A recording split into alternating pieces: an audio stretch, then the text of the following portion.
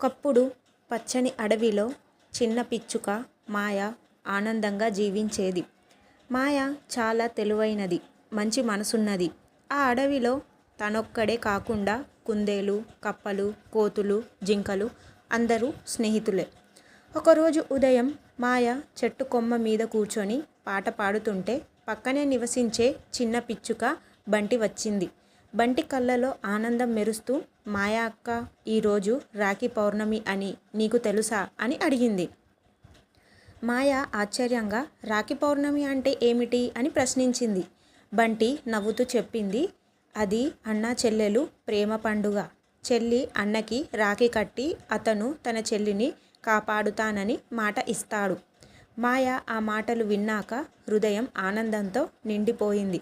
అయితే మన అడవిలో కూడా రాఖీ పండుగ జరుపుకుందాం అని ఉత్సాహంగా చెప్పింది.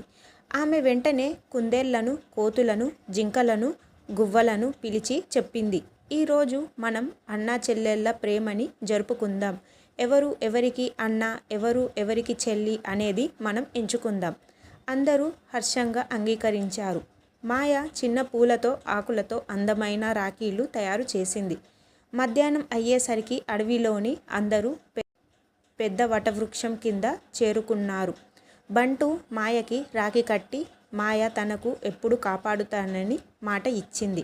కుందేలు చెల్లెలు తన కోతి అన్నకి రాఖీ కట్టి జింకలు కూడా రాఖీలు మార్చుకున్నాయి. అందరూ మిఠాయిలు పంచుకొని పాటలు పాడి నృత్యం చేశారు. ఆ రోజు అడవి మొత్తం సంతోషంతో మ్రోగిపోయింది. సాయంత్రం మాయ ఆకాశాన్ని చూస్తూ, రాఖీ పండుగ అంటే కేవలం మనుషులకే కాదు, మనలాంటి జంతువులకు, పక్షులకు, అడవికి అన్నింటికి ప్రేమ, రక్షణ గుర్తు అని అనుకుంది.